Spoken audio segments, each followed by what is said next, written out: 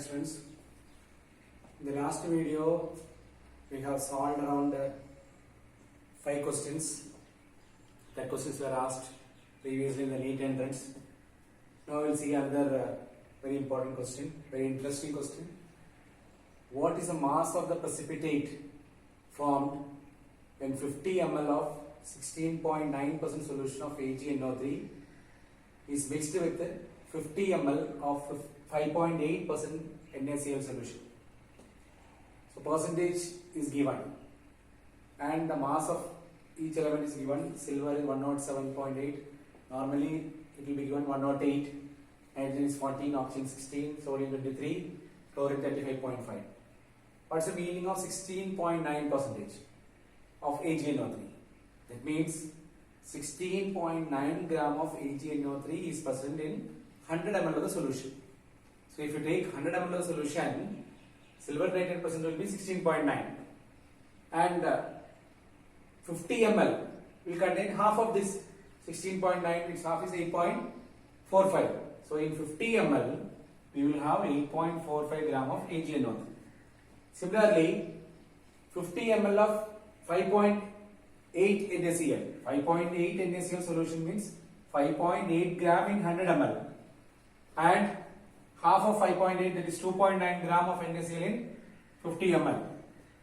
So from the percentage we can understand percentage, if it is 16.9 AgNO3 means 16.9 gram of AgNO3 in 100 ml. Since in the question they have asked for 50 ml of AgNO3 combined with 50 ml of NaCl, we have found in 50 ml how much AgNO3 and NaCl will be formed. So in 50 ml we will have 8.45 AgNO3 and the number of moles, mass divided by molecular mass. Mass of silver is 107.8 or 108 and nitrogen 14, oxygen 16 into 3, so it will come around 170. So 8.45 by 170, that is equal to 0.049 moles. Similarly, NaCl 2.9 mass divided by molecular mass. Mass of Na is 23 and Cl is 35.5. You get 58.5. So mass divided by molecular mass 0.049. Initially 0.049 mole of AgNO3 and 0.049 mole of NaCl is present. But whereas AgCl and NaNO3 percent initially is 0. After the reaction 0.04 is because according to the equation 1 mole of AgNO3, 1 volume of AgNO3 combines with 1 volume of NaCl to form 1 volume of AgCl and 1 volume of NaNO3. Suppose 0.049 mole react with 0.049 mole of NaCl, same 0.049 mole of AgCl and 0.049 mole of NaNO3 also will be formed. So we want to find out the mass of AgCl precipitated. Now we got the number of moles of AgCl. So number of moles into molecular mass of AgCl, you will get the mass of silver chloride formed. It will come around 7.02, that you can round off to 7. Normally in the answer key they will give 7, or if they give 7.02 exactly, you can go for that answer, or otherwise you can see whether the 7 gram is given nearby answer, so you can round off to 7 gram.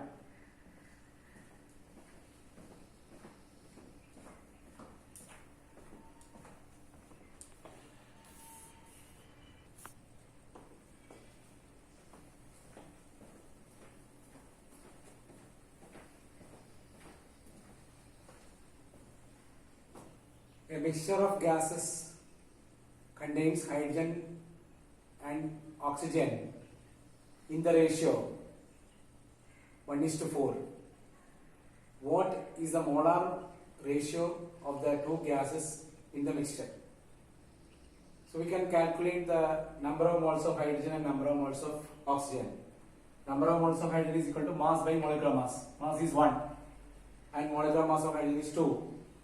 And number of moles of oxygen is, mass is given 4, molecular mass of oxygen is 32. So we got one molar ratio will be 1/2 is to 4/32. So we can simplify it. If you divide both by 4/32, 1/2 divided by 4/32 is to 4 by 32 divided by 4 by 32.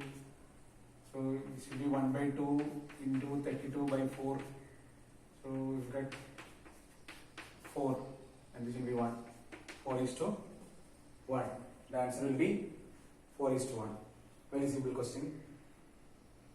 Equal masses of hydrogen, oxygen and methane have been taken in a container of volume V at a temperature of 27 degrees centigrade in identical conditions. Equal volume. The ratio of the volumes of hydrogen, oxygen and methane. According to Avogadro's law, equal volume of all gases under the same conditions of temperature and pressure contains equal number of moles. So equal volumes of all gases under the same conditions of temperature and pressure contains same number of moles. So we can calculate the number of moles of hydrogen as W by 2 and number of moles of oxygen is W by 32 and number of moles of methane CH4 is W by 16. Their ratio W by 2 is to W by 32 is to W by 16. If you multiply all with the 32, you will get 60 is to 1 is to 2. So in all these cases, both the questions, the main formula what we are applying, number of moles is equal to mass by molecular mass, and the simple the mathematics simplifying it, 1 by 2 is to 4 by 32, how we can simplify. So here we are applying the Avogadro's law. Equal volume of all gases under the same conditions of temperature contains equal number of moles. So here the question is given clearly equal masses. Equal masses, that is why we have taken W here, here also W, here also W, because in the question it is given clearly equal masses of hydrogen, oxygen and methane have taken in a container of volume V at a temperature 27 degrees centigrade. So equal volumes of all gases under the same conditions of temperature and pressure contain same number of moles that we have applied, and other one is simple mathematics, that is simplification of W by 32 is W by 2 is to W by 32 is to W by 16. And in the examination, and as far as entrance is concerned, time is very important.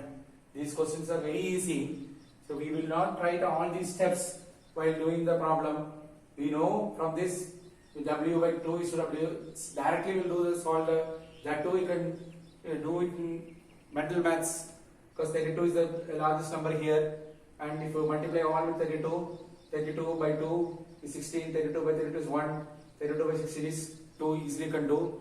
So you need a lot of practice. The same problem, the same figure, you have to do it again and again.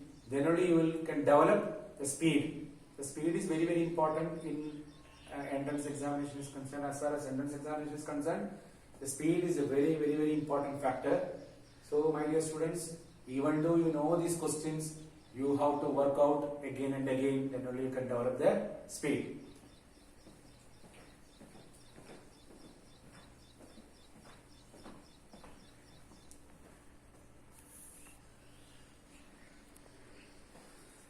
When 22.4 liters of hydrogen gas is mixed with 11.2 liters of chlorine gas, each at STP, standard temperature and pressure, the moles of HCl formed is equal to dash. So we have to find out the number of moles of HCl formed. We know the reaction H2 plus Cl2 gives 2HCl. So 1 mole of any gas will occupy 22.4 liters at STP. 1 mole of any gas will occupy 22.4 liters at STP. So number of moles of hydrogen is equal to 22.4 divided by 22.4, that is 1 mole. Number of moles of chlorine 11.2 by 22.4 is equal to 0.5 mole. So according to our question, we have 1 mole of HCl and 0.5 mole of chlorine. So in this equation, initially hydrogen will be 1 mole, chlorine will be 0.5 mole, and no HCl will be formed in the beginning, initial stage of the reaction. 1 mole of HCl need 1 mole of chlorine to react. So here chlorine is only 0.5 mole. So 1 mole of hydrogen will not react, only 0.5 mole will react, because 1 mole will react with 1 mole of chlorine. So 0.5 mole of chlorine will react with the 0.5 mole only, but we have 1 mole So out of 1, only 0.5 will be used and remaining 0.5 will be present there. Chlorine 0.5 will be used up and 2 moles of HCl will be formed. That means since when we are using 1 mole, 2 mole will be formed. When we are using 0.5 mole, 2 into 0.5 mole, that means 1 mole of HCl will be formed. And here you can see the chlorine is the limiting reagent in this because chlorine is not present in adequate amount. If 1 mole of chlorine is there, the reaction will further proceed. Because of the limitation of chlorine, the reaction will stop there. So here we can add one more point in that chlorine is the limiting reagent. And one more point I will teach you how to balance the equation in a different method. So in 10th standard you might have studied another method, hit and try method. So here after finishing one more problem, I will come back to this and teach you how to balance this equation in another method. So next question, 6.02 in 10 to the power 20 molecules of urea are present in 100 ml of its solution. Then the concentration of solution is. So you are very familiar with the urea. What's the importance of urea? Urea is the first organic compound prepared by man. Till that we believed that we cannot prepare organic compounds in the lab. That is known as vital force theory. Once the German scientist Friedrich Wöhler, when he formed this compound from an inorganic compound, ammonium cyanide, the vital force theory was rolled out. That these things and all you might have learned in the beginning of organic chemistry. So that compound NH2CONH2 diamide urea. So no importance for the formula and all here. 6.02 into the power 20 molecules of urea are present in 100 ml of its solution. We have to find out the concentration. Then we can find out number of moles of urea. 6.02 into the power 20 by Avogadro number. You will get number of moles as 0.001. And concentration is nothing but the number of moles present in 1000 ml of the solution. So here it is 100 ml. To make it 1000 ml divided by 1000, so you will get 0.1 molar. So the concentration solution is 0.1 molar. Now I will come back to how we can balance the equation. The simple method.